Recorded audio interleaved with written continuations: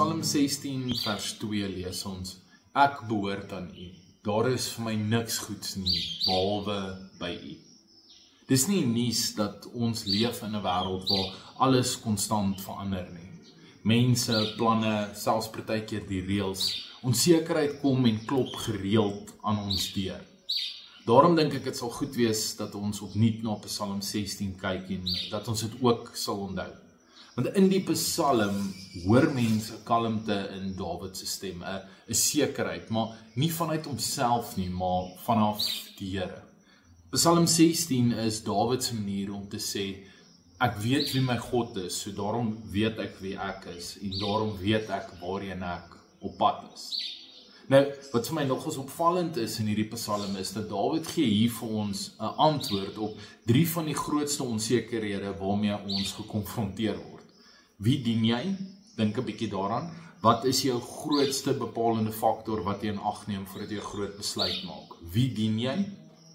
Wie is jy? En nie wie gee jy voor om te wees, of wees jy partykeer, of wees jy vir sekere mense nie, maar wie is jy? Waar lê jou identiteit? En waarheen is jy op pad?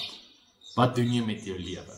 En dan gaan Dawid deur die Psalm en hy help ons om stap vir stap ook daardie sekerheid te kry wat hy het wanneer hy dit skryf. Hy sê, ek behoort aan U, daar is my niks goeds behalwe by U.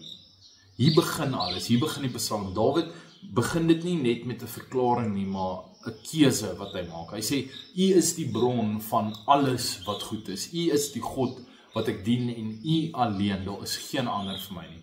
Daarom kan hy in vers 3 en 4 sê dat hy niks met die ander gode te doen wil hê nie. En dit was nie dat daardie gode nie aanloklik was nie, maar omdat hy reeds besluit het wie hy dien. Wanneer jy seker is wie jou God is, dan verloor al die alternatiewe of hulle aantrekkingskrag of hulle aanloklikheid. En dan gebruik Dawid 'n pragtige beeld in vers 5. Hy sê, Here, U is my lewe, wat ek ontvang, kom alles van U af. Met ander woorde, U is die een wat my dra, wat my onderhou. U is die een wat my voed. U is die een wat my deel uitgekerf het. U is die een wat my seën. Alles wat ek het, is net U seën oor my lewe. In vers 6 sê hy dit, 'n pragtige deel is vir my afgemeet.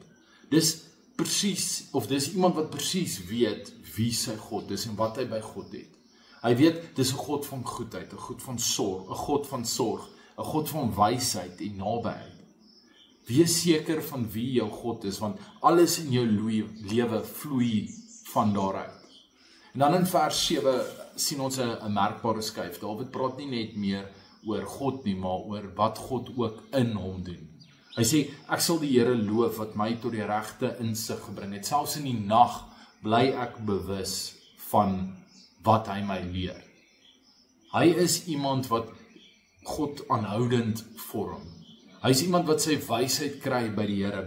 Hy laat nooit sy gedagtes wegdwaal van die Here af nie. Hy sê, selfs in die nag lê ek en luister na wat die Here vir my leer.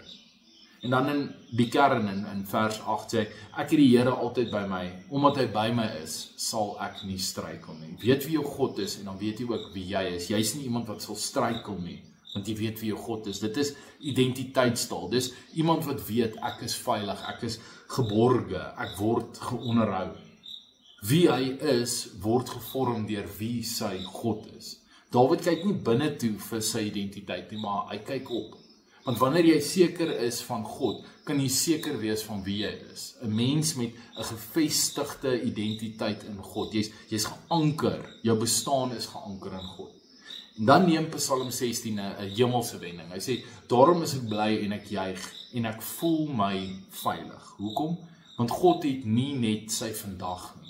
God het ook sy môre. God het sy ewigheid. Hy sê, U gee my nie oor aan die dood nie. U laat nie U troue dienaar in die graf omkom nie.